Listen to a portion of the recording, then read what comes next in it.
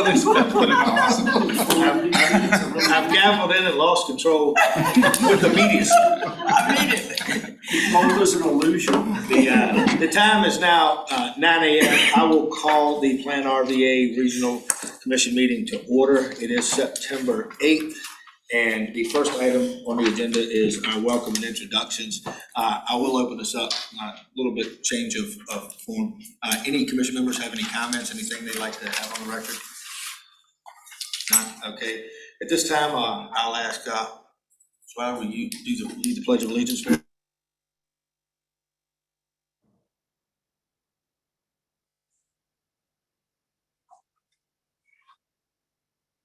Republic for which it stands, one nation, under God, indivisible, with liberty and justice for all. Thank you, Mr. Vice Chairman. We'll now ask for a roll call of attendees and a certification form.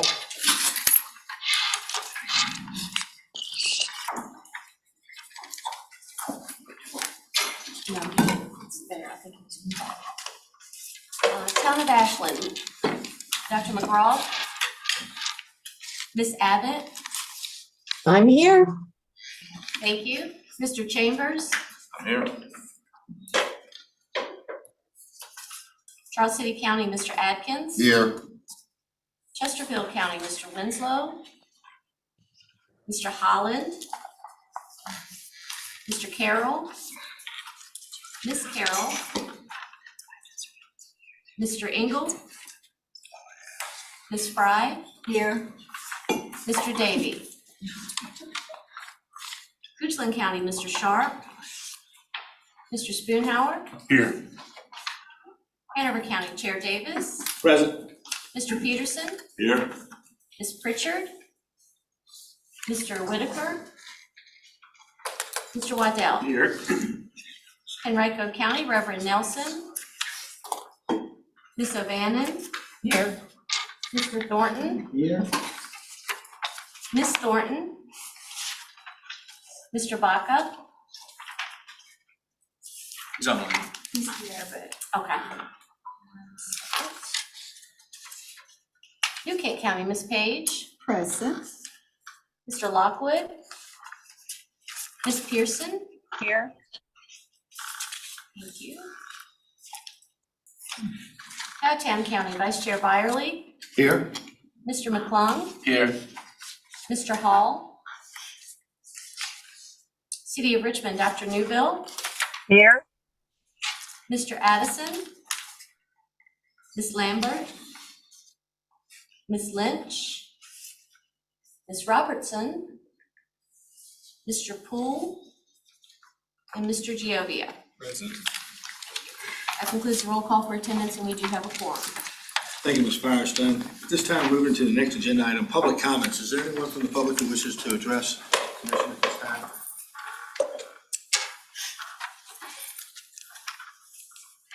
Very well. We will now close public comment time. I've amended the agenda for two things. One, I want to, on behalf of the entire commission, express our condolences to Reverend Nelson in the passing of his father.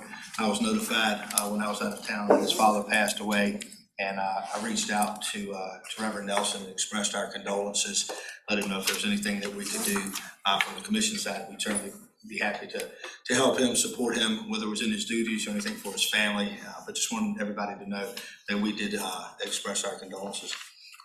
And as we come up on another Memorial Day of September 11th, I would just ask that we have a moment of silence as we recognize all of those who gave their lives really in the furtherance of democracy and for our country, not only on September 11th, but all the ensuing events that have taken place since then. I just ask that we have a moment of silence at this time.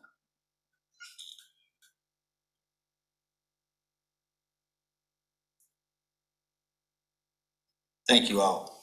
Next item on the agenda is the consent agenda. Do we have a motion to approve the agenda?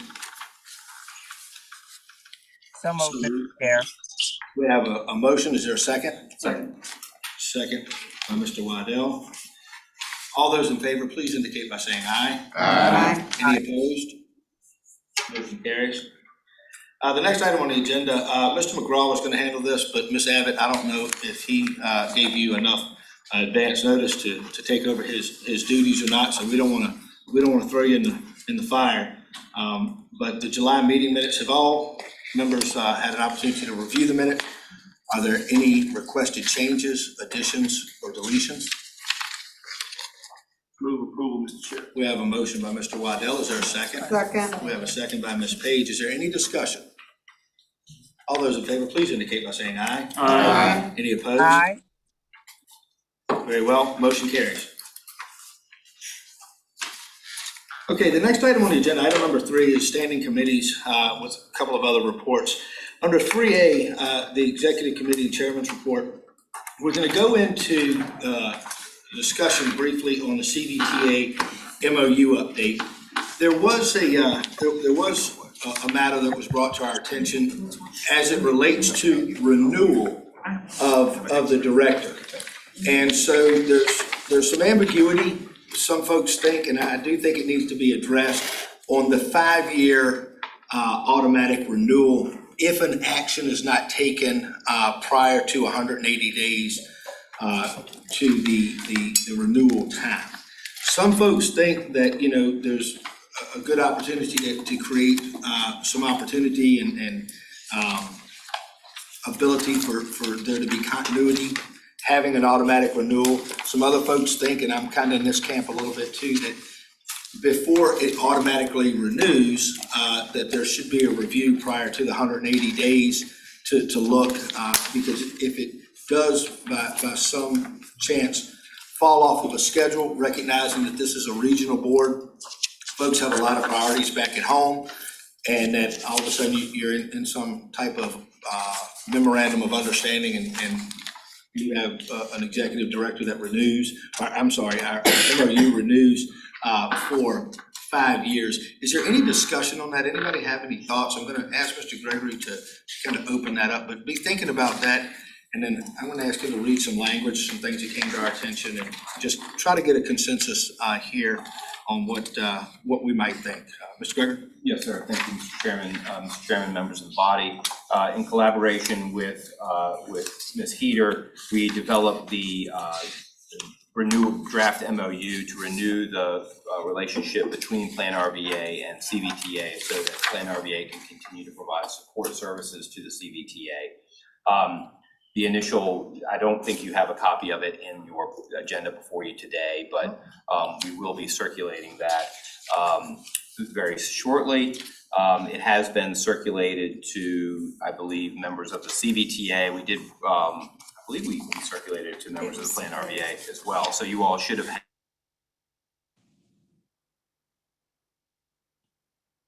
about the automatic renewal. And so in response to his input, we're suggesting a change to the provision regarding the term on page 2 of 6 of the MOU itself. And so that originally had read, the initial period of support services shall be through June 30, 2027 and shall automatically renew for subsequent 5-year terms upon mutual agreement by the parties, provided the arrangement remains mutually agreeable, which rightly seems redundant. So we would recommend striking upon mutual agreement by the parties, provided the arrangement remains mutually agreeable, and insert a clause that states, unless terminated pursuant to the terms provided herein. And the following paragraph in the MOU provides for the mechanism of termination and requires notice of termination 180 days prior to the start of any new fiscal year. So that's a simple change to clarify that that renewal provision. Now, the issue which Mr. Davis is talking about is related to that, but somewhat separate.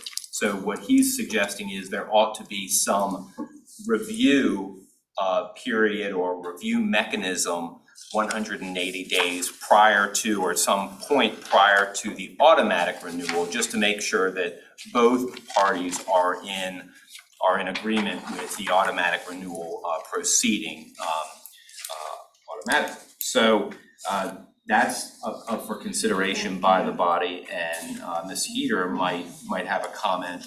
I will offer one further point, though. There is a provision in place in the MOU for accountability and reporting. So there's always going to be that check. And there's also a provision that allows for amendment of the MOU in there. So there is some, there's a constant state of accountability in the Mr. MOU Chairman, relationship. I've received nothing about this. As a matter of fact, I've received nothing about the meeting. I had to pull it offline. But do we have this in front of us today? I'm sorry, I can't hear you. I've received nothing about this. And this is the first time I just saw it on the agenda and assumed it was going to be a brief update, but I've received no information about this. This document was circulated at the last meeting, and so it was not included. That's why I pulled it up on the screen now. Yeah, and for clarification, thank you, Ms. O'Bannon. This came to us from the review period once a document was circulated. So we wanted to bring it up at a meeting for discussion. This isn't an action item that we have to take now, but in the appropriate course, after this was circulated, one of the comments came back to this subject here, and that's what we're here discussing. Well, where was it circulated?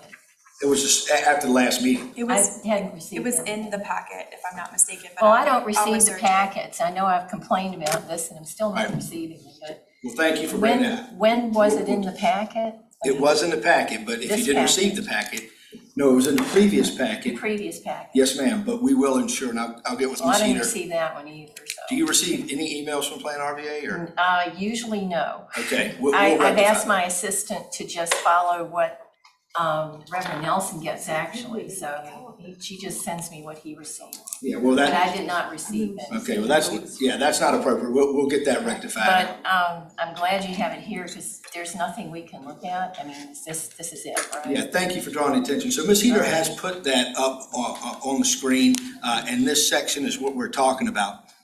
To Mr. Gregory's point, there are some accountability measures. We do have some opportunity for review, and he also mentioned briefly, but I do think it's a big point, that we do have the ability to amend the agreement anytime within its standing, right? But the idea was, is there a desire for folks, and that's what we're here to do now, is discuss publicly this public matter, to have a review period prior to the 180-day. I'm seeing some nods and different things like that. I'm going to open it up for discussion. Anybody have any comments on that? Mr. Waddell, please. If I understand your suggestion, and if I misphrase it, please correct me, is you're recommending a notice period prior to the automatic renewal to the full commission, and possibly a formal review discussion like we had enclosed in July? Right, so it is a working and living document. We drafted it that way, that throughout its time it could be amended, and there are review processes. My thought process is maybe to have it placed on the agenda a month or two prior to the 180-day automatic renewal. If nothing else, just to get a consensus on that. So yes, sir, that's accurate. Ms. Page? Mr. Chair, I know that we have measures in place for review and, checks and balances. I would think that would be done on an annual basis, but then when we talk about the renewal of MOU, that's a contract. Yep. So absolutely, within the 180 days, I would think that if we're doing annual type reviews, or even if we have things that come up during that time period, we would have time to do corrections or revisions. And so then the 180 days before is basically the review of, has it happened, where are we? And not a feel-good moment, but it keeps us on top of what's going. And then we can go into a new MOU feeling like, okay, this has been done, or we need this to be done. So it gives us that opportunity, I believe. Great comments, yeah, well received. Anything further? Yes, sir, Ms. Peters. The MOU now covers a 5-year period, is that correct? Correct. So 180 days, that's 6 months notice. I think it would probably be wise at the end of the fourth year to do a review. So I agree with that too. The thought process is that we would have at least an annual review and put it on as an agenda item every year. But on year 4, at the conclusion of year 4, as we're going into year 5 with the consensus of commissioners, that we do a more comprehensive review. And again, anytime in between, we could amend, but I think those are very, very valid points. And they seem to be in line. So yes, sir, Ms. Spooner. Ms. Heater, maybe you can answer this question. So I don't see this any differently. Obviously, the scope is maybe a little bit larger, but PlanRVA's part of their service offering and their business model is to enter into agreements with different agencies and organizations. So how is it typically handled when you have contracts over a certain amount of time? We have 3 examples that we sort of use to guide this. With probably the example that most are familiar with is the Richmond Regional Transportation Planning Organization. It's actually an MOU that was established in 1987 or 9, thereabouts. And it does not have a renewal provision at all. It was just an agreement that I believe has not been amended since the early 90s. Oh. It has been reviewed. It has been reviewed. It has come back to the table. And it's actually a really well done MOU. I think Mr. Gregory is concurred with that. So that's one example on one end of the spectrum. Our MOU with the Emergency Management Alliance, I believe, is a 3-year term. And we meet quarterly with the chair and the vice chair. I meet quarterly with the chair and vice chair just to do that kind of, I think, feedback evaluation that Mrs. Page is talking about. And we review the work plan annually. With the Friends of the Lower Appomattox River, it is set on kind of an automatic renew cycle annually. And so if by a certain period of time prior to the beginning of the fiscal year, no party has indicated they want to terminate, it automatically reviews. So it's almost like it's going to keep going unless someone puts a stop bar on it. Thank you. And the last thing I'll add is with EMA, we've had a long working relationship, and there's kind of been, a connectivity. With CVTA, we're having some of the, personnel issues that we're gonna have, and I don't say issue in a negative way, but we've got some of the issues coming up where we're gonna be working with their personnel. CVTA is still in its infancy, if you will. And so as we do this, I think that the 5-year plan, maybe not bad for substantial agreement to have some longevity, but that's why the amendment side was in there. So what I'm understanding, and anybody correct me if I'm wrong, I'd like to direct Mr. Gregory to draft some language around that. Do you feel like you've got the tone of? I believe so. I just what I believe I'm hearing is that you want to, at the conclusion of, say, the 4th fiscal year, looking ahead to the 5th year where it would automatically renew, you want to trigger some kind of review and report on the MOU status.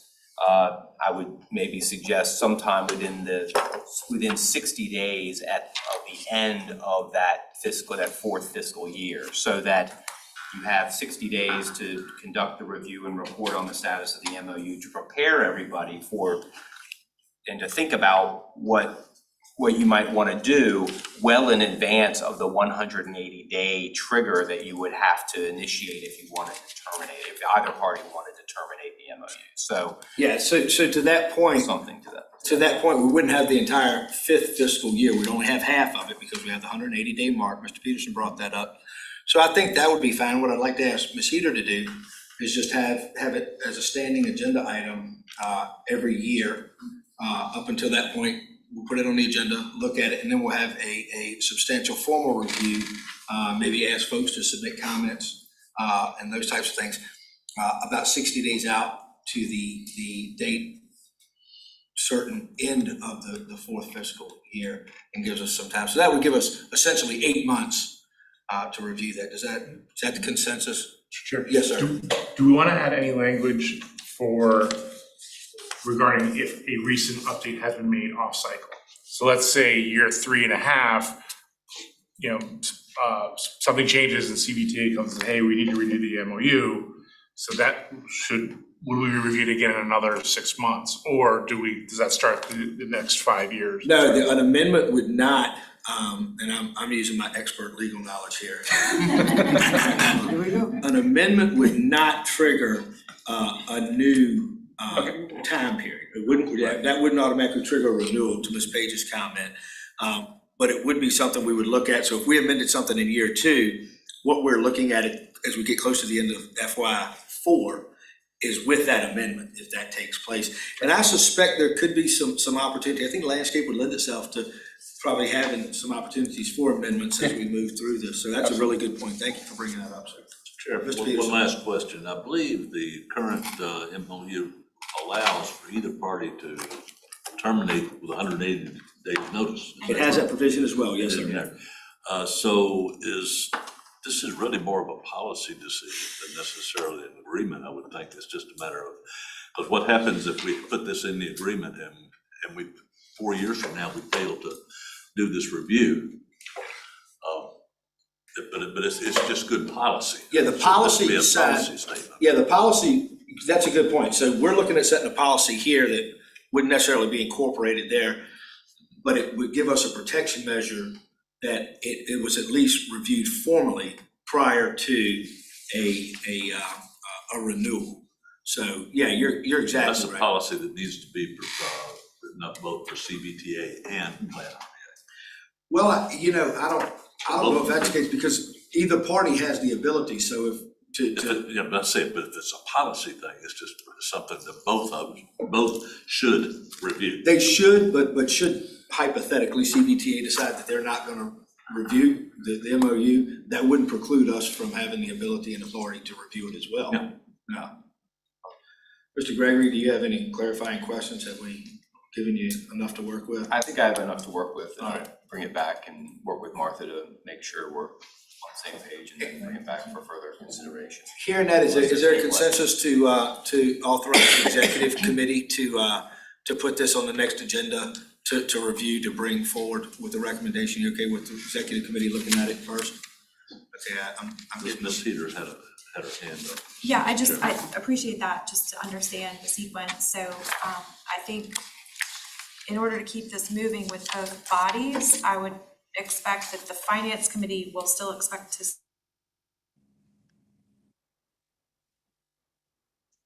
the full authority would then get a chance to discuss this on the 23rd, and then we can bring it back to the executive committee here in full commission at the October meetings, 13th. Does that work for everybody? I believe that works. Anybody have any concerns with that? Anybody online have any opposition? Wonderful. Thank you, Mr. Gregory. Thank you, Ms. Heater. So, Mr. Chair, I have a motion since we didn't have one. Do we need a motion, Mr. Gregory? I'm fine to do that. A motion to direct Mr. Gregory to incorporate the language, or? I have my direction if you want to pass them on to. Do commission members desire to have a motion? Mr. Chairman, this is on the agenda as an update anyway. Yes, sir. Okay. All right, very well. I'll take that as a. You said the finance committee will be reviewing this next Wednesday? Certainly, because there's a component. So finance committee, we're gonna try to have that language done. The CVTA. Finance committee. CVTA finance committee. CVTA, yes. Correct. Next Wednesday. Yes, ma'am. Next Wednesday. Okay, so, but it's not PDC's, this one, sorry. Not PlanRVA, no ma'am. Okay, thank you. Anything further? Agenda. All right, we'll take that as a consensus on that. The next item on the agenda is committee assignments. Just a brief update.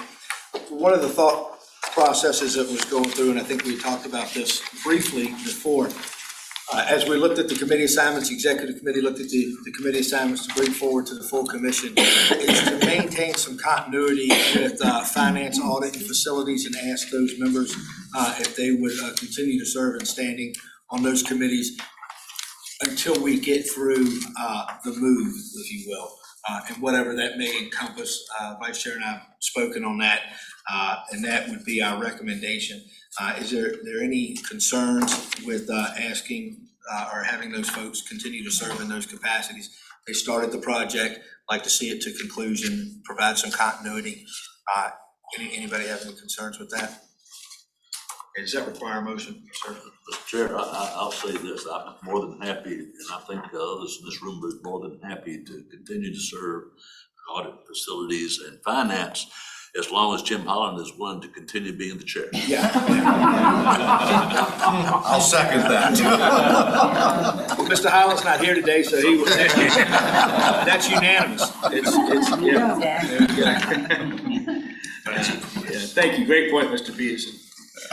Next item on the agenda is for Mr. Holland. I'm going to ask Ms. Heater to take over. This is the Audit Facilities Finance Committee report, and as it relates to the new office space with an update. So, Ms. Heater. Thank you, and we do have members of the committee here today, but in place of Mr. Holland, I'll just say that the committee has met once since the July 13th board meeting. We don't have any new changes to the project schedule or the budget since the action that the board took in July. Continuing to see really positive response from the city in shepherding the permitting process. Was in contact with the planning department, in fact, yesterday, and the schedule does call for the issuance of permits to be finalized next week. As long as that holds, we're still looking at a projected certificate of occupancy issuance at the end of November. So in August, when the committee met, they did approve a moving and storage plan. We're proceeding with that coordination with our movers who have been hired through a process to select them. We'll start our move the week of October 24th. That will really kick off the serious decommissioning of the space. However, the week prior, October 14th, that Friday, will be the last day that we will be hosting anything on site here at the PlanRVA office. So that just gives us time to be able to decommission the equipment that's here in the room and elsewhere in our office, and start to make sure that that's packaged up and safely transported. Our new property owner has offered to provide storage space for us on site at our new office location, so we'll be moving the majority of our belongings, if you will, there. However, some of the more sensitive and technology equipment will be housed off-site with our AV vendors to be able to provide that security. So as I said, the last in-person meeting on site here at the Stony Point office will be on October 14th.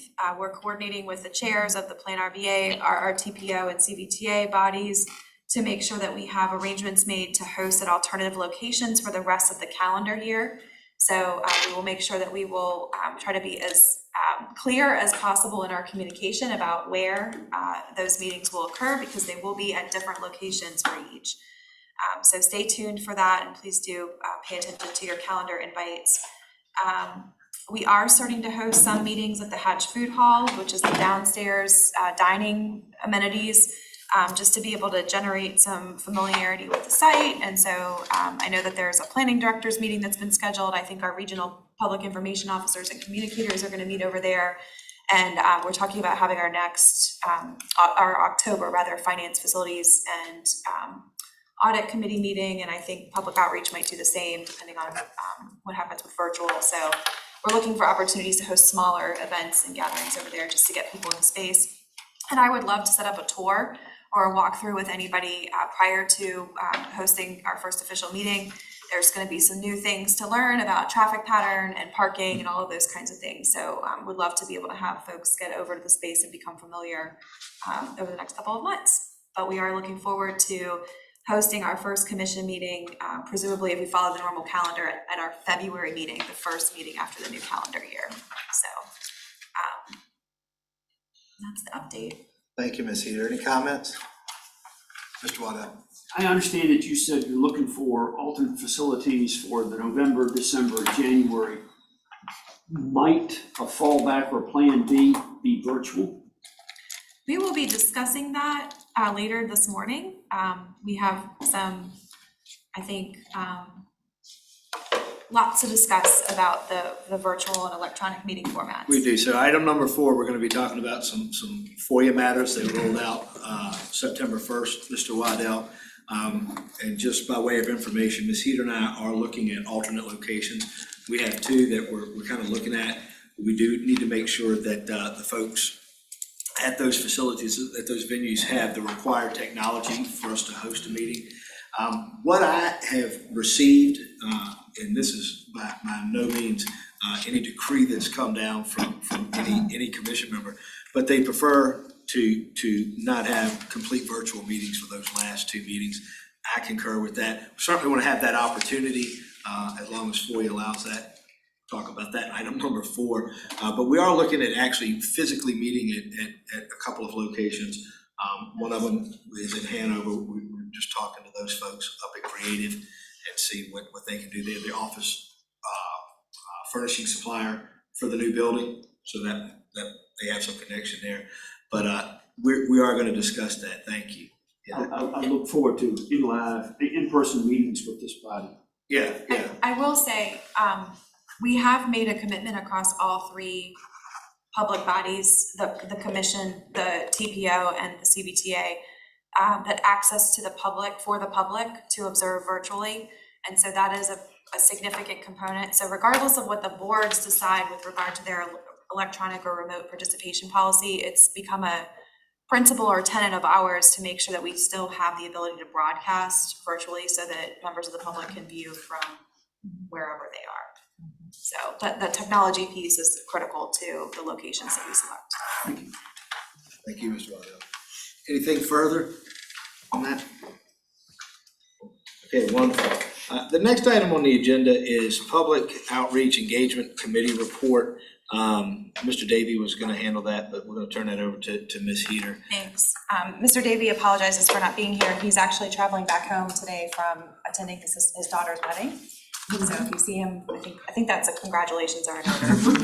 So we're It's over. relief, I don't know, depending on how that works. I'm sorry. She's right here together, Mom. You're all right. You're all right. She came in.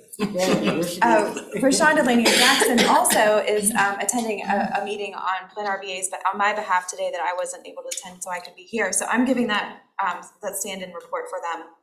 The committee did meet on August 29th. I know Mr. Gioia and Mr. Waddell are here and Mr. Spoonhour, so you can keep me honest.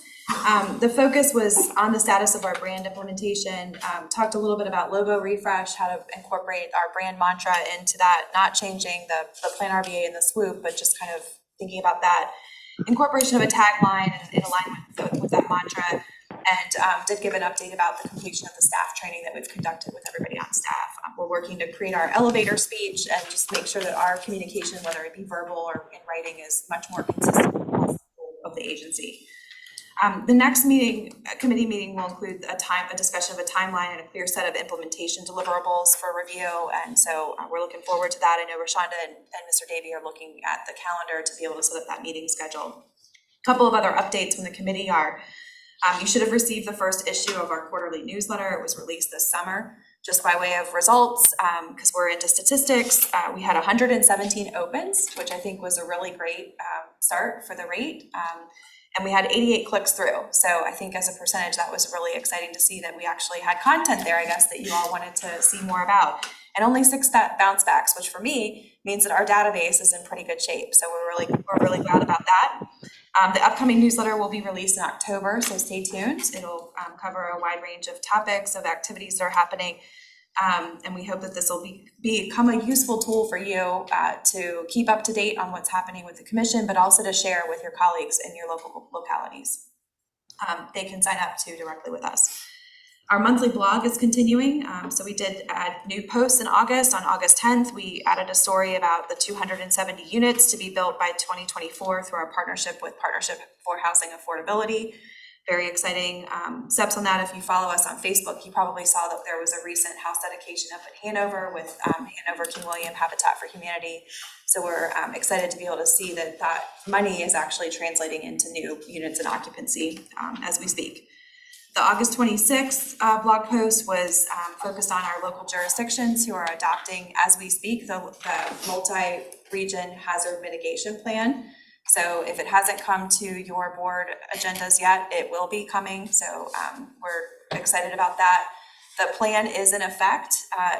From a FEMA compliance perspective, the first approval did occur. And so we are in accordance. However, without your local adoption, your community would still be access to federal aid in the event of a disaster would still be subject to your local adoption of the plan. So it is still an important step in the process, but we did, from a regional perspective, achieve that compliance. Finally, we have our Better Together webinar series, so wanted to share with you, we will be hosting Renee Haltom, who's the Vice President and Regional Executive at the Federal Reserve Bank of Richmond. She'll be featured on this month's Better Together webinar. It's scheduled for September 29th. You should have, or it will be coming to you, a calendar invite that has the access information. It's via Zoom webinar. And it's entitled Understanding the Richmond Region's Changing Economy. So Renee will be talking about kind of the macro trends, a little bit about what the Fed is and what it means to have the Federal Reserve here in our backyard, and how those community partnerships can help us to understand what's happening in the economy, not only nationally, but here locally in our region. So it should be a pretty good program. She's an excellent speaker if you haven't heard from her before. We're really excited about that. And finally, the last thing from the committee, PlanRVA did partner with KLT Group. They're one of our public outreach and public engagement vendors to develop a training curriculum based on Title VI of the Civil Rights Act. This is a key provision for compliance and receiving our federal funding. And so we will be launching with Crater Planning District Commission a staff training program in November, where they'll be delivering that content to us. And then we're actually leveraging that work that we did here in our region. And we'll be partnering with VAMPO, our Virginia Association of Metropolitan Planning Organizations, and VAPDC, the Virginia Association of Planning District Commissions, to bring that training curriculum statewide. So we'll be working through those two state associations to deliver that content across the Commonwealth for our MPO and PDC partners who are subject to the same compliance requirements. So we're excited about that. It's potentially a business opportunity for us. We're still working out kind of the financial piece of that, but it's exciting to be a leader in the Commonwealth in this very needed area, because training is required to achieve compliance and recertification for MPOs, but it's not always provided. So we have kind of taken the matter into our own hands to deliver that to ourselves and our peers. And that, I think, is the update, unless there are updates from other members of the committee. Anything from committee members? Any comments, questions? Mr. Waddell.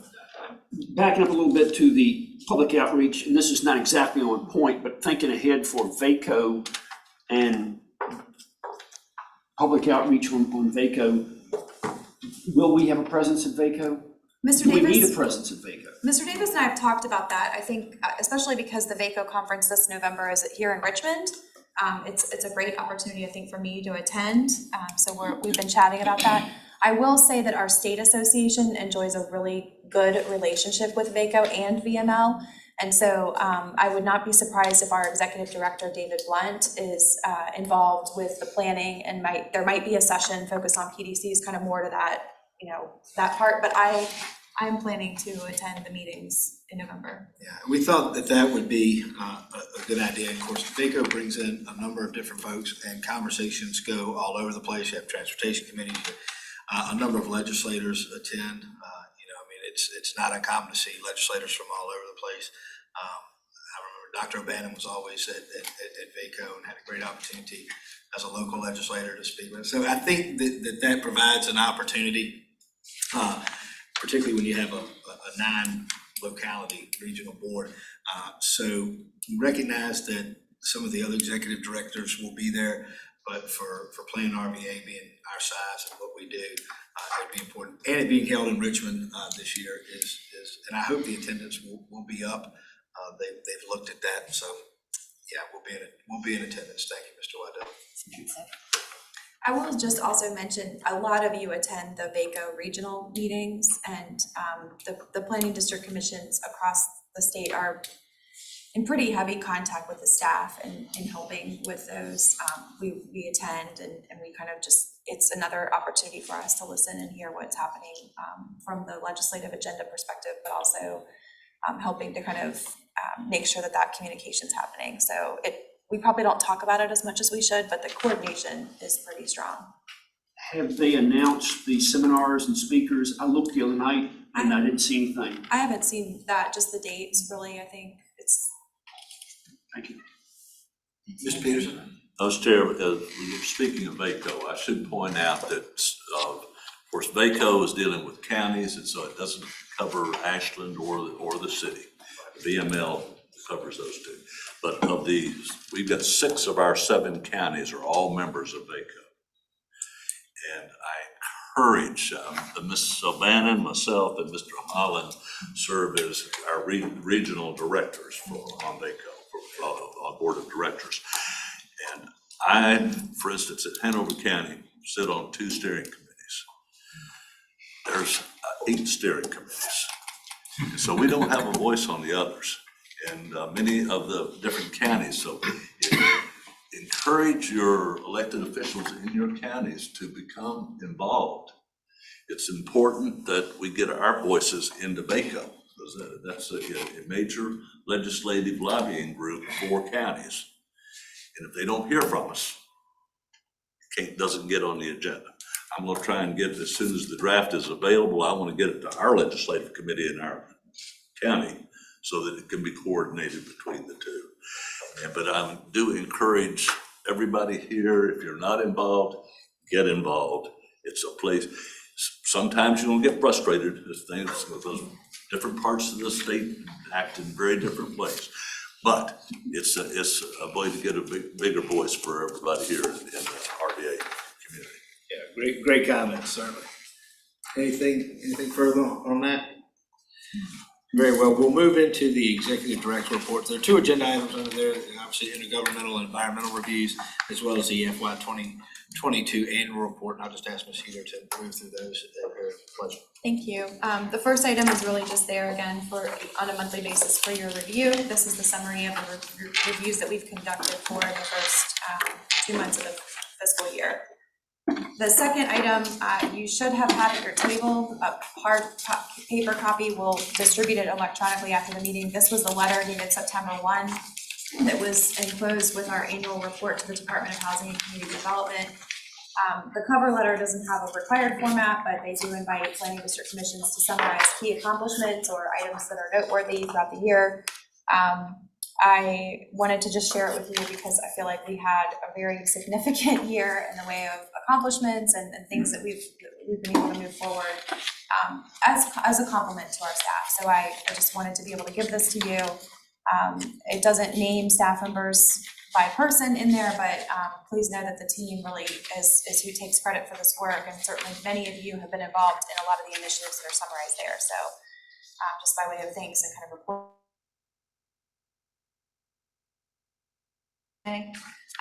We spent a little bit of time talking this morning in the executive committee about our pilot that we have launched this fiscal year through the budget process approval. We actually were able to create a part-time position through partnership with the Wilder program at VCU. Trinity Waldron is here this morning, and I introduce you as one of our newer staff members. She started on August 16th with us. And she will be focusing on providing support to our small and rural localities. So again, this is a pilot to really think about how we can delve a little bit more deeply into providing support to those communities. As you know, with the MPO boundary realignment, that shifted how we think about regional transportation planning. And so there's a key element there. But certainly also with a flurry of excitement and enthusiasm about the infrastructure bill and those types of grant opportunities, we felt like it was a good time to really be able to dedicate staff resources in that way. Trinity is supervised by Barb Jaycock. She couldn't be here this morning, but Barb and Trinity are making their rounds. So I know that they are having a bunch of conversations and meetings set up, and if anybody is interested in participating in those, please reach out to me or Barb, and we'll make sure that you get to spend time with Trinity. She is soaking in a ton of information right now. And I should have said she's a second-year graduate student at VCU. So highly accomplished. You have to be to become a Wilder Fellow, but we were very impressed with the selection process with Trinity. She comes from Page County, Virginia, so she's a native Virginian, but also has grown up in Luray in a rural community, and I think has in her DNA kind of the understanding of the economic challenges and other things that small communities face. And she earned her Would you care to make any comment? Oh, I'm excited to be here. I'm excited to meet everyone from each of the smaller localities. I'll have to double check because Barbara's not here, of course, but we were supposed to have a meeting at 10 with Ashland. and another one later. So, like Martha said, if you all want to get a meeting in, please respond to Barbara or get in touch with Martha, one of them to begin the process. She is a full-time student on top of doing her work here, so we're trying to just be a little bit, protective of how she gets to manage her time, but we're really excited to have you on board. Welcome. And that concludes my staff report. All right, so you're good on everything there, so nothing else on those 3G. Any comments, questions, Mr. Waddell? I've got a couple quick questions on the coastal zone management grant. That's on page 10 at the top. How much was that CZM grant? Page 10 of the packet. Yes, it's marked. Page 10 down the bottom, it's the graph at the very top, Coastal Virginia, 82622, Virginia Coastal Zone Management Grant, 37th year. How much was that grant? I'm sorry, I'm just wanting to find the reference that you've got. First paragraph. 3,053,000. 3 mil? I think it's on the next page, the top one. Oh, thank you. Oh, you're in the intergovernmental and environmental reviews? Yeah, I'm sorry. Thank you. Okay. Thank you, Mr. Spino. Anything further, Mr. Waddell? Thank you. Okay, any other questions or comments? Anything from anyone online? Very well, we'll move into agenda item number 4. We've labeled this as a special presentation, FOIA compliance and administrative procedures. There's been some talk about in-person meetings and how we're gonna move forward. Some of the information that I've received, and I think Mr. Winslow was chair, there was a strong desire by a number of commissioners to really get back in person. Because of our venue, we're in the city, we still have an EO that allows for virtual, but there's just been some talk. Look, the reality is I think there's gonna be some changes in bylaws as long as they're in compliance with FOIA laws in many organizations that are gonna allow certain meetings to take place and participation to take place as long as it's legally permissible, where members can attend virtually. Sometimes there's conferences that folks have to be at. We've seen that from time to time. But as a whole, we do need to talk about the pleasure of this commission. Of course, when we move, we'll still be in Richmond. But what's the pleasure of this commission? This won't affect our commitment to have online access for those who wish to view the meeting. I want to be clear about that. This is solely designed to be talking about commission members' participation and decision-making, policy setting from those who sit on this committee. So with that, I'm going to turn it over. This is going to kind of be a joint presentation between Mr. Gregory and Ms. Firestone. So Mr. Gregory, I'll give you the floor and you will lead that discussion. Thank you, sir. Thank you, Mr. Chairman. Mr. Chairman, members of the body. So you all, over the past couple of years, everybody's grown very accustomed to virtual meetings, virtual participation in meetings. We sort of had to learn how to accommodate that, get used to it due to the pandemic, of course.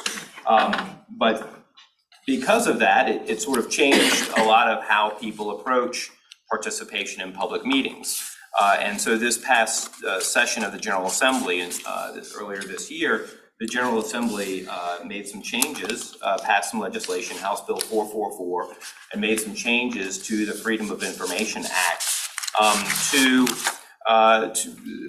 accommodate those greater understandings and ways of doing things, ways of meeting virtually and conducting public business that way. So as Mr. Davis mentioned, this body, because we're located in the city of Richmond, and the city of Richmond has still ongoing an existing declaration of a state of emergency pursuant to the COVID-19 pandemic, we're permitted to continue to meet virtually and allow members to participate virtually.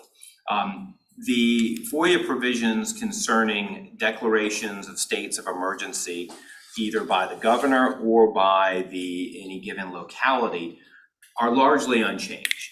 So we'll sort of leave that alone. You know, we're not gonna, that's not gonna largely impact how this body operates when aside from the existing declaration of state of emergency, but if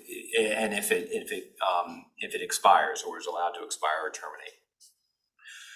What I think Mr. Davis is talking about is getting back, looking ahead to and where we are now with the pandemic coming hopefully to a more state of normalcy or a close, if you will,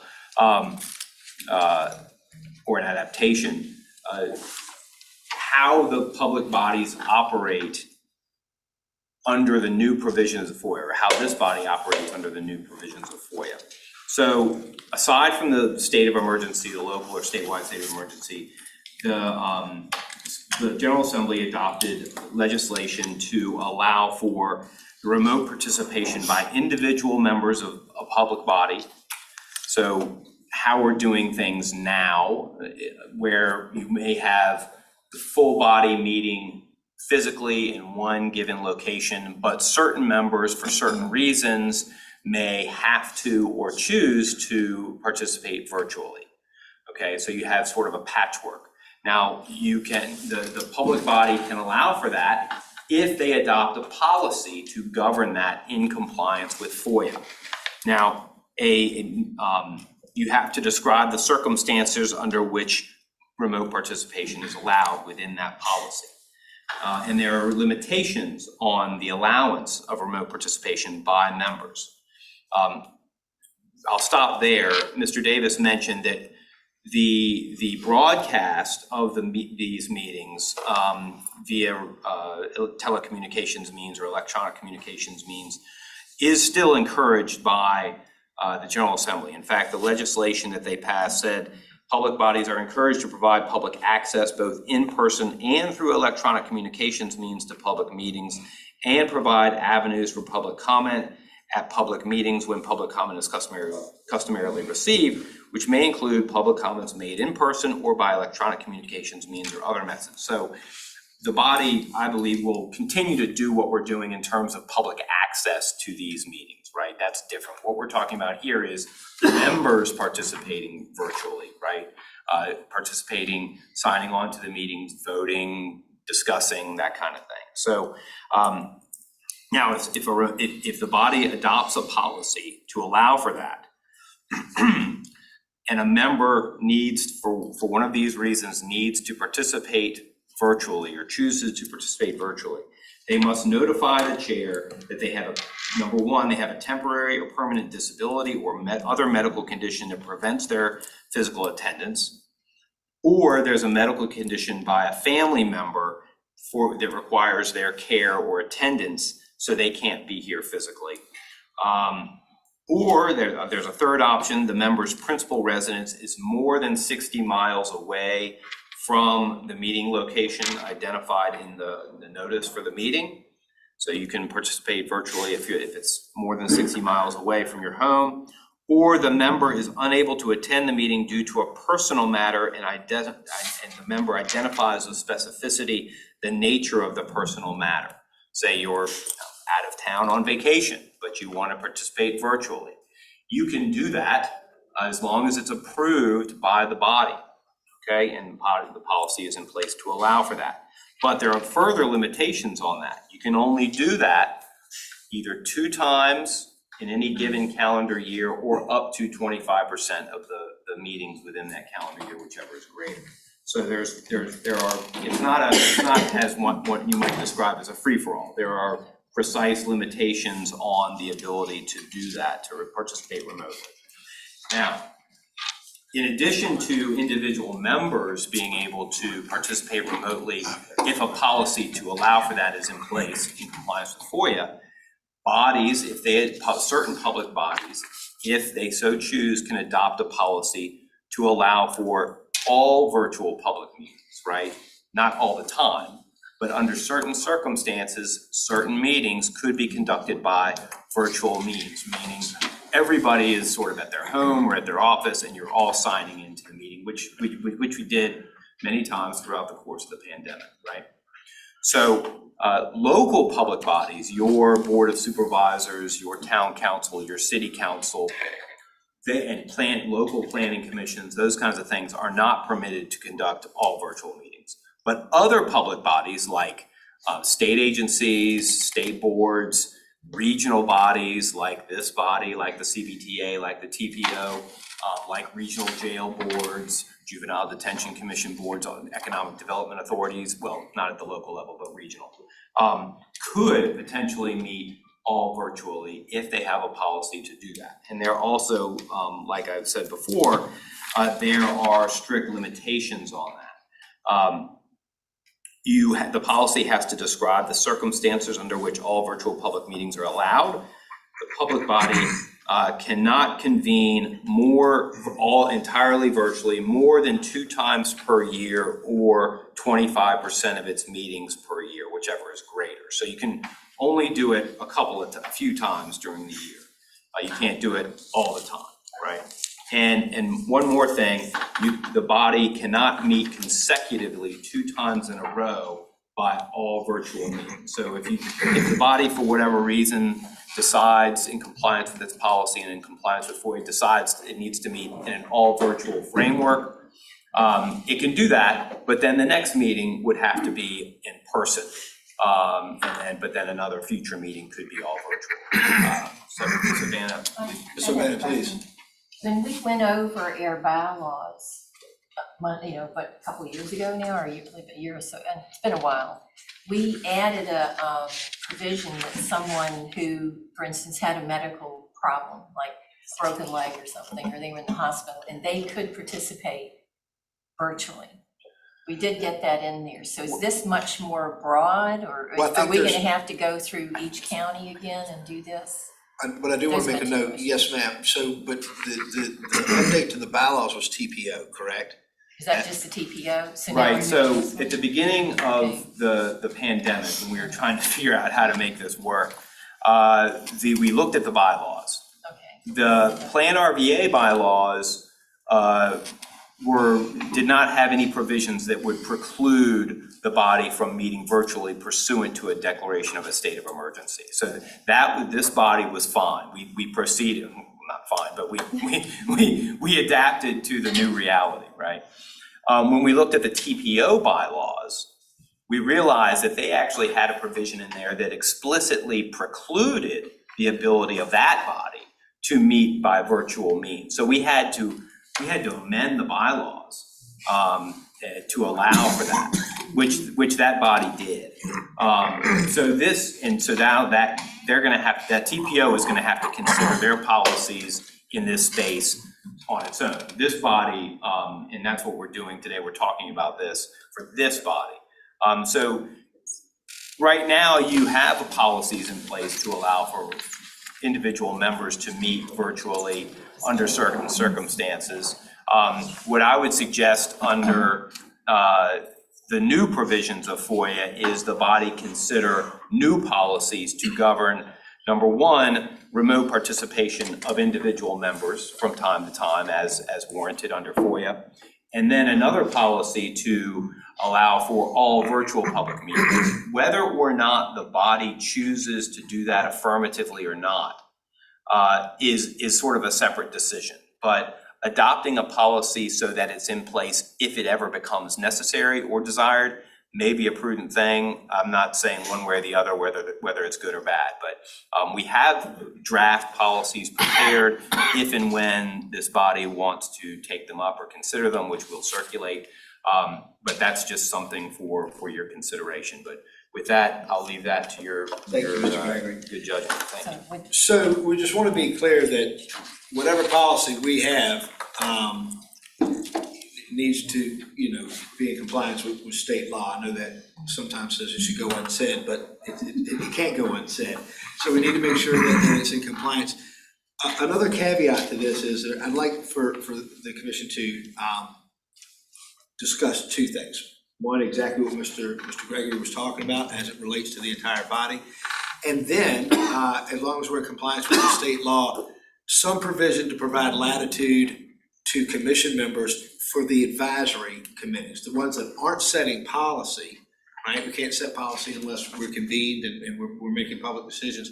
But the advisory committees, audit and finance, those types of things, what are the commission's thoughts on allowing those folks to have a little bit more latitude? Staff has already been directed to be fully prepared for that, and they've been doing it for a number of years now.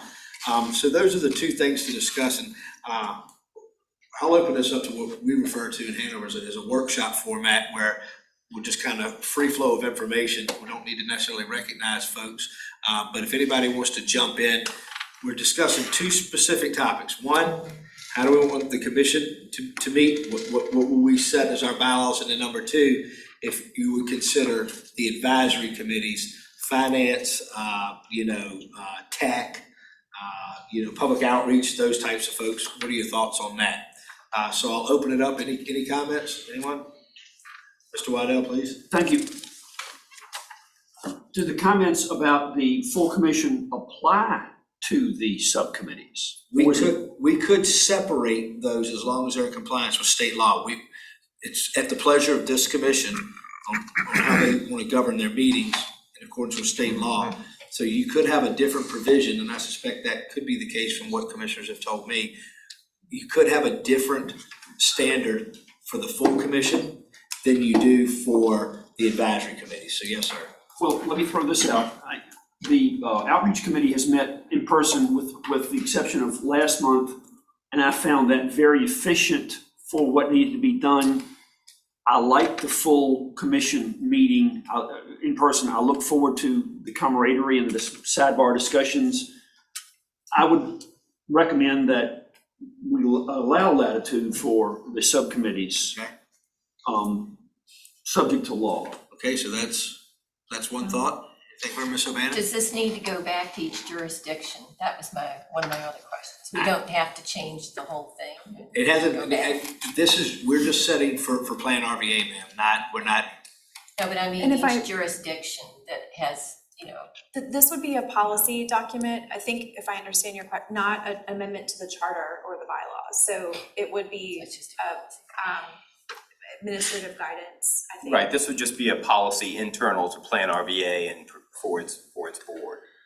It wouldn't have to be subject to the approval of the member jurisdictions. And the same discussion, unfortunately, for those of you that serve on multiples of these, will have to happen at the TPO. And so I will say it is possible that each of those entities might choose a slightly different path, and our staff will just need to adapt. Right.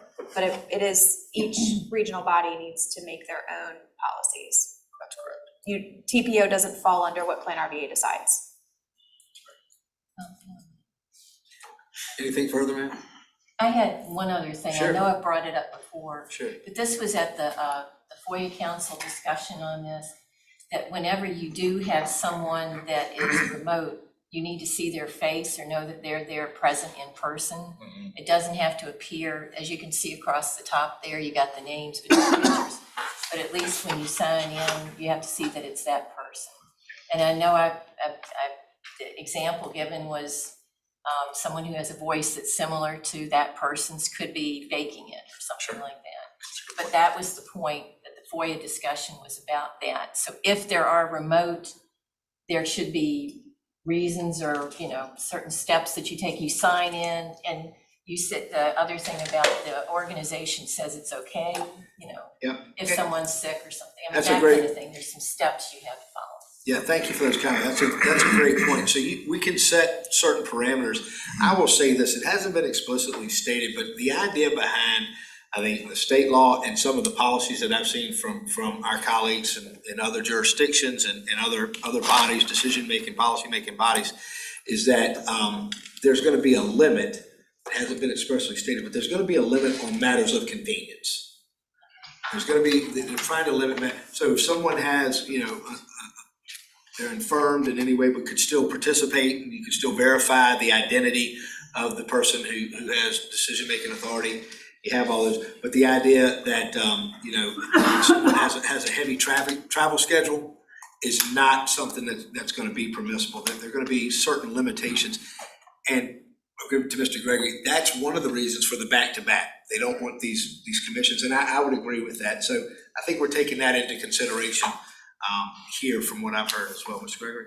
Thank you, Mr. Chairman. So the provisions of FOIA and a related policy that would be adopted theoretically by this body would strictly govern the circumstances under which a member could choose to participate remotely for a personal matter. And that's what Mr. Davis is getting at, a personal matter that sort of, that could be anything from travel for family reasons or business or, your car's in the shop or whatever, there's inherent limitations on that. You can only do it 2 times per calendar year or up to 25% of the meetings to begin with.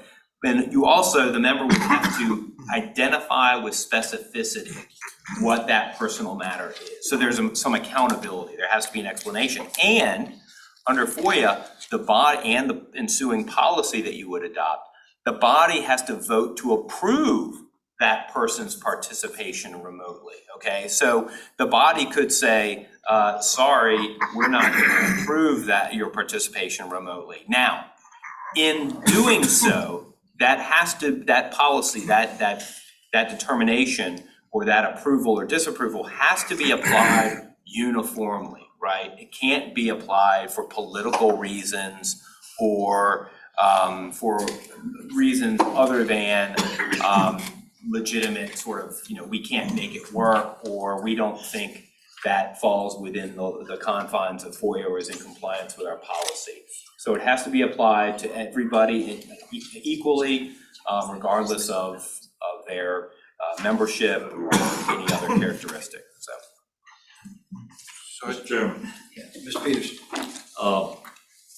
A lot of work, and I believe the PlanRVA, TPO, the work that was done for remote participation there is a good example, and I think that was copied by the CBTA to some degree within their policies. It was.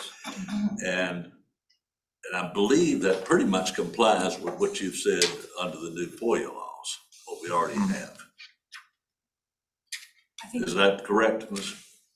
The policies of, so I'm wondering why we don't continue with what's already been done, if we need to make some small adjustments, do so. There's no reason for us to get into all the complications of the fact that this is a jurisdictional body. We've got bylaws and policies we all live by. And, so I would suggest, that this body take the work that's already been done for the TPO and the CBTA and adapt it so that we're all fairly well coordinated, and then start living by our bylaws. Well, if I may, Mr. Chairman, Mr. Peterson, members of the body, I would suggest that you're already doing that. This body's in compliance with its bylaws. It's in compliance with the policies providing for remote participation. It's in compliance with the local declaration of a state of emergency that's in place for the city of Richmond. Now, going forward, because FOIA was amended, I think the prior remote participation policy that this body has in place is not bad. It's not entirely out of compliance, but it probably needs to be updated to better comply with the new provisions of FOIA that came into effect September 1st. Okay, so this statute became effective September 1st. It was passed by the General Assembly earlier this year. So I would suggest you take a look at that. Now, it's not a wholesale change in what you have now, but it would be more in compliance with existing law. Yes, sir, I agree with what you're saying, that we need to look at it to make any adjustments to make sure we are in compliance with the law. On the other hand, I think our policies and all should not be based on the fact that Richmond has, I think they're the only jurisdiction that still has a emergency declaration in the Commonwealth, from what I understand. And so for us to base our policies based on one jurisdiction having a declaration of emergency. I'm sorry, there's a misunderstanding. It wouldn't be related to that. Okay. these potential new policies are based on the new FOIA provisions, not upon that. I tried to distinguish between that current state of affairs in the city of Richmond, and we're operating there under, but what we're talking about is going forward in order to comply with the new provisions of FOIA. So that's sort of a separate thing. But I do think there's some connection. I know what you're saying. Some other commission members have brought that up, and I don't think they're able to be severed, the meeting requirements. So yeah, that's why we're having the open discussion. Yes, sir, Mr. Gregory, I think a lot of times, and I know myself, when we make decisions like this, we think they're forever in perpetuity. There's a policy change, right? When can we change our policies? Anytime. Okay. So, as long as they're in compliance with the law. So, yeah, so I when we had that flexibility, I just want us to remember that. To me, when I think about these things, I go back and forth. When I was in the private sector, my last 4 years, my teams were all over the world. So I was doing remote before COVID, and it was effective. So the question I ask is, do we have any data around, do we have better participation and attendance? And those things are different, right? So attendance is one thing, participation is another. So for our committees specifically, do we have more times that we don't get a quorum because we have to be in person? Those are the types of things that I look to make decisions on regarding this. I do think that for some of the committees, I think we have to ask ourselves, is it imperative that we are face-to-face? Maybe it is, maybe it isn't. Ms. Page, do you have a comment, ma'am? Along the lines of Mrs. Spoonhour, when we talked about the full board and the executive board, for me, I would like to see meeting in person included to our technical advisory committee.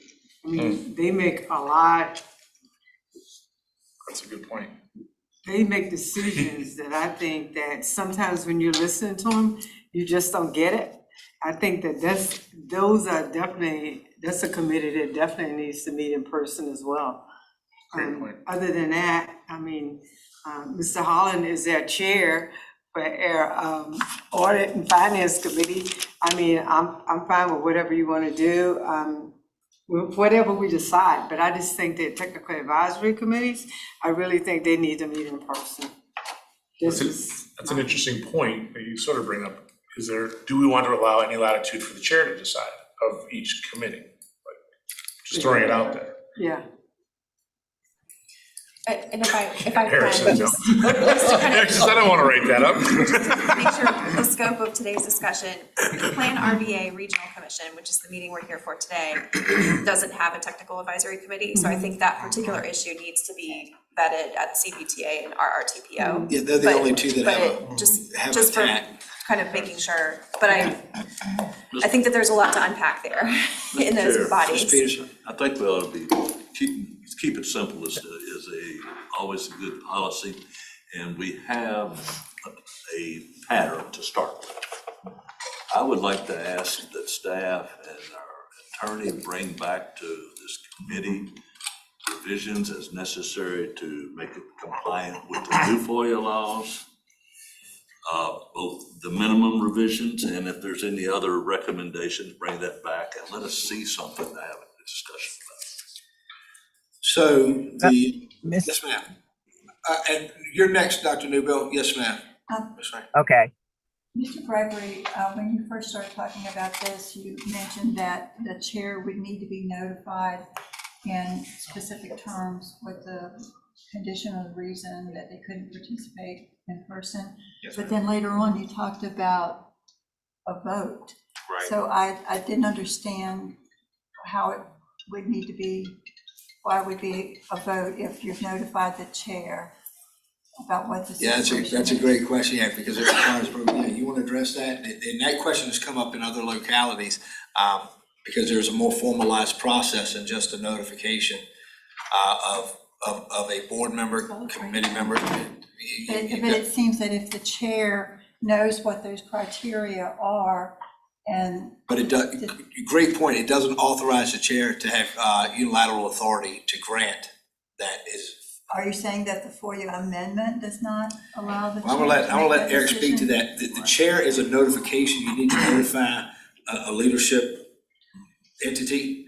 And then the full governing body, say as a board, would need to then authorize. So notification is the first step, and then allowing that participation comes from the body. And then logistically, how does that work? That would be up to the individual localities or boards or Because, commissions. situations can occur at the last minute. And it's easy to call the executive director or the clerk or the chair and explain, my mother's gone into surgery and Of course. I was planning to be there, I can't be there. How does that get voted on? So we've voted talked on at that meeting. Yeah. we've talked about that at that. So as an example. But it's after the fact, I'm not there. Not necessarily, no, you have to notify, let me cover this real quick, because you bring up a very good point. And I wanna add some additional information. It speaks to a lot of what Mr. O'Bannon was saying. So you notify, hypothetically, you call me and say, I had this situation, I can't be there. I say, great, bring it here to this body. Body says, yeah, no problem. Then it's then authorized. Should the body not authorize that, then that individual would not be allowed to participate. In addition, some folks have said that folks being regional bodies or boards, commissions, have said that anytime during that remote participation, if any type of contact is lost or it's deemed by the governing body that that person can't actively participate, you have a weak signal, whatever, that you could then be precluded from participating at that point. So to your point, and I think it's important for the body to understand, I want to go to Dr. Newbill real quick, Mr. Bannon, is one, there has to be a formal notification, and then two, there has to be an authorization. The chairs or leadership does not have the unilateral authority to authorize that. So it could be a last, in some cases, I guess it could be a last minute thing. We've required some advance notice in Hanover, certainly up to each body what they want to do. So then at that point, that member just becomes absent. You would not be able to participate, fully engaged and participate, and that does fall into some discretion amongst the body that's being formed to handle policy making decisions. So, yeah. And so, Dr. Newbill, do you have a comment? Yes, I just wanted to weigh. First of all, are we trying to decision on this in this meeting today, or that's the first question? And then Mr. Chair, are we trying to decision on this today?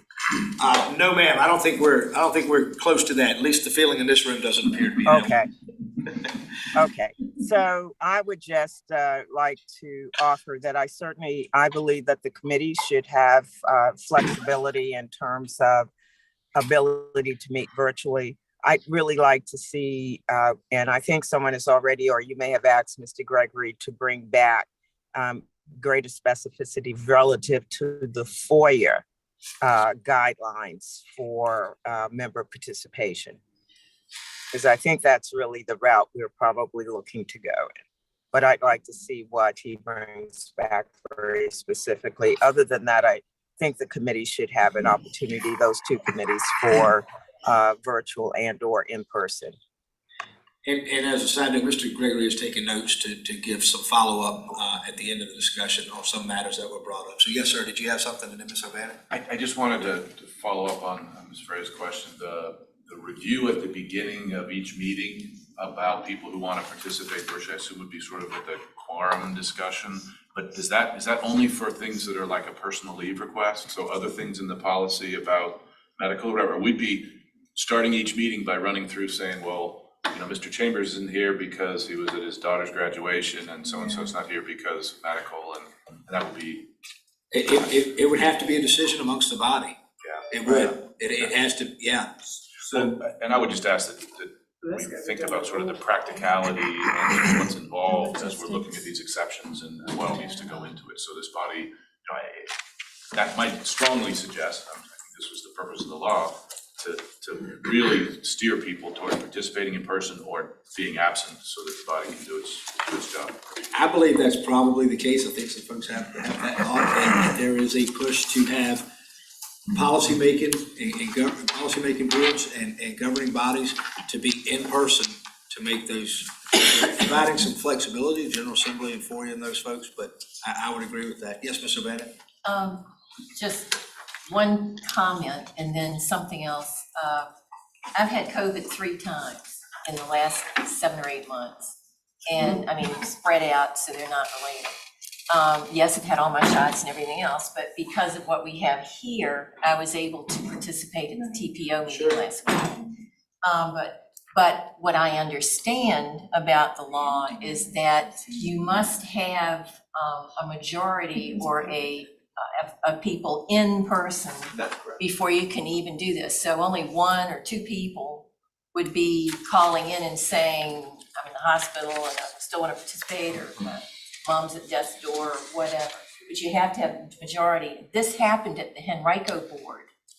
I think it was in August, or well, anyways, recently. And Mr. Thornton, he was on vacation. And we had Mr. Nelson, Reverend Nelson, his father was in the hospital and he didn't want to leave, and he did die very shortly after that. And so we have only a 5-member board, but we had 3 in attendance. And so there was a lot of, be sure you come, to the meeting. And I had just gotten over, COVID. So it was kind of like, boy, this could have been a real, but you have to have a majority in the room in the actual meeting, so. And that's under the remote participation allowance for individual members of the body. There's the other provision, new provision of FOIA that allows for all virtual meetings, And right? so that would be, we would be discussing. Well, I think you're gonna be discussing both, and they would be one policy to govern one circumstance, the other policy to govern the other circumstance. So, you're looking at 2 different things. And then the declaration of a state of emergency is a separate thing. That's sort of a third leg of the stool, but that's gonna be more rare and not a normal thing anymore, hopefully. My other thought on this is, we have something in our bylaws that say if you miss more than 3 meetings in a row, or if you miss 3 meetings in a row, there's something that has to happen. I don't think that's in our bylaws presently. It formerly was, but it may have been changed. The reason I'm asking that is what counts as an absence? There was at one time, I think there was a trigger where the chair of the local body of which that member was a member, or the administrator or manager, would be notified of their failure to attend. It created a kind of a bad dynamic. So that, I think, provision was dropped some years ago. That's how y'all got me. To make sure that, because it could. No comment.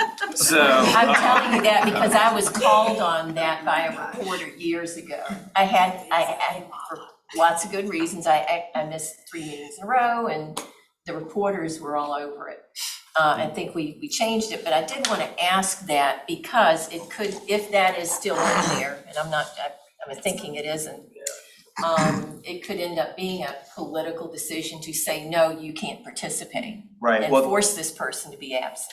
That's why I brought it up. I want to make sure that there isn't a flip side of this, that in case, you really do have to be there and you've missed 3 in a row and, this comes up. We don't have that. Okay, I just want to make sure because that was in there, years ago. All right. Years ago. But so just to respond to Ms. Fry's question earlier a little bit more fully, and I think address 1 or 2 of the issues that you all brought up as well. So the body would have to adopt a policy, right? So this is to govern this in compliance with FOIA, which we'll be preparing for your future consideration, all right?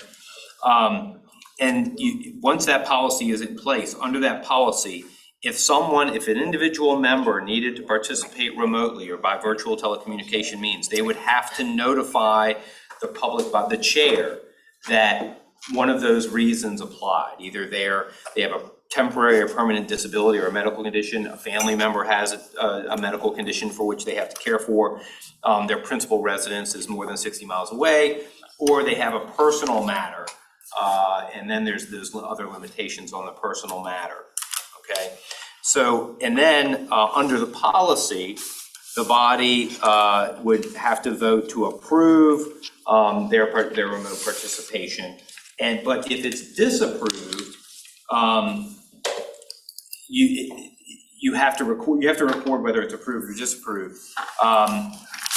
Let's see here. If a member's participation from a remote location pursuant to this subsection is disapproved because such participation would violate the policy, meaning, say it's like they're doing it for a personal matter, but they've already done that 2 times or more than 25% of the meetings. So you say, well, we're going to disapprove your participation because that's not in compliance with the policy. Such disapproval shall be recorded in the minutes. And let's see here. The policy shall be, in this regard, shall be applied strictly and uniformly without exception to the entire membership and without regard to the identity of the member requesting remote participation or the matters that will be considered or voted on at the meeting. Okay, so the legislation is trying very hard to make sure that this is objective, that it's applied fairly and those kinds of things. So your policy would incorporate that as well. Okay. Do you? So, yeah, if we have any final comments on that? Any discussion, Mr. Rundell? Participation, let's say the person has voted no to participate. That doesn't preclude them from passively Public meeting. Anything further on that? So from what I'm hearing, we'll direct staff to go back, clean up. I know that's a little ambiguous, but clean up. You've got the intent of the board. Okay, very well. With that, we'll move on to other business, commissioner comments and announcements. Just have 2 from the chair and some things from staff here. These are the only 2 I have. Upcoming events, we do have the Richmond Flying Squirrels on September 14th. So PlanRVA is hosting a night as part of the emerging management sponsorship. So everyone should have received an email with those instructions. Let me know if you didn't, but with those tickets, and we'll get with Sid about the game if you have any questions, want to pick up your tickets while you're here, if you've already made arrangements there. And it's pretty exciting. The Chickahominy Indian Tribes Powwow on the 24th and 25th, as most folks know, that's been on a hiatus for 2 years due to COVID. So the powwow's coming back. So we're excited to share information about that event and let folks know that is going to take place. And we have further information should you desire. Are there any comments from commission members? Anything? Vice Chairman, comments? No, sorry. Okay. Yes, sir. Oh, yes, sir. Bear with me. Yes, sir. Yes, sir. Hi, this is Greg Baca from Henrico County. I apologize. Just wanted to go back to the previous item and say that I realized a lot of information was covered, but very briefly, just wanted to say I appreciate the opportunity to be able to call in and attend and participate through virtual meetings, especially being out of state today, unable to attend in person, but just wanted to let my voice be heard. That certainly appreciate the opportunity to attend virtually. So thank you. Thank you for your participation, Mr. Bacher, and thank you for those comments. Nothing from the Vice Chair. Madam Director? Yes, I'll just share. We will send this information out by email, these events and that kind of thing, but just want to also just call your attention that if you have received an email, it would have come from PlanRVA. There is an event scheduled for September 30th at the Dominion Energy Center downtown. PlanRVA, the Community Foundation, and PlanRVA have been working together this summer to put together an event that's hosting economist Raj Chetty. He's from Boston at Harvard. If you attended the Charlotte inner city visit, you heard about the Opportunity Insights program that talks about how we can geographically map and essentially predict economic mobility by zip code. So PlanRVA has provided all of the zip codes in the 9 jurisdiction region here, and we're hoping that he will be incorporating not only kind of his economic mobility projections, but be able to give kind of a landscape of how that looks for our particular region. Again, that event is on September 30th. Mr. Carroll from Chesterfield County, and his wearing his hat as chair of the CVTA, will be participating in a panel talking specifically about the successes that we have had as a region in working together to form this new authority and to hash through all of the things that have had to be hashed through in prioritizing investment for transportation, So the attempt is to be able to bring this speaker into town, be able to give this kind of lens about how we can think about a regional vision, focus on economic opportunity and economic mobility, be able to learn a little bit about what's happening in the Greater Washington Partnership and the economic mobility framework that has been designed, and then really dig into just a small sample of examples of what's working here in Richmond. I think all too often, we bring speakers in and we focus on the things that we need to improve, and we don't often talk about the things that are working reasonably well. And so this is a public event open to the public, but it also, I have been told that if we provide names and contact information, the chamber will pre-register those of you who sit in leadership positions on regional boards and leadership positions at home. So we'll make sure that we channel that registration information to you, but they'll also register you if you just say you want to come. And I do think that it'll be hopefully an informative and beneficial event. What time is that? I believe the doors open at 8:30 in the morning, and it does, the programming goes through lunch, and there'll be a box lunch you can grab on the way out, or you can participate in some programmed activities in the afternoon if you have time. So I'll send out information with all the other events and some more details, but we are trying to encourage the PlanRVA leadership to participate if you can. Thank you, Ms. Heater. Again, last call, anything for commissioners? Very well, we will adjourn until our regularly scheduled October meeting here in the James River Boardroom at PlanRVA. We are adjourned. Thank you. Wait, I was gonna say something.